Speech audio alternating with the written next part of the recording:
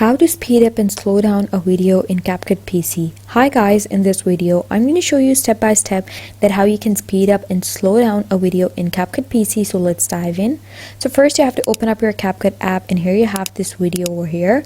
You simply have to just add this import section and add a video to your track by clicking this plus sign and then select this video.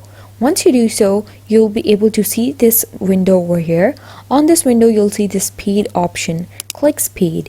And once you do so, now you have to see this speed option over here, and you can increase the speed by going over here, and that's how you increase the speed. You can see the length of the video has been shortened because I have speed up the video. And now to slow it down, you have to simply just drag this knob backwards to the end, and here you can see the length of the video is now very long because I have slowed down the video. Now you can adjust this value according to your needs and wants and preferences.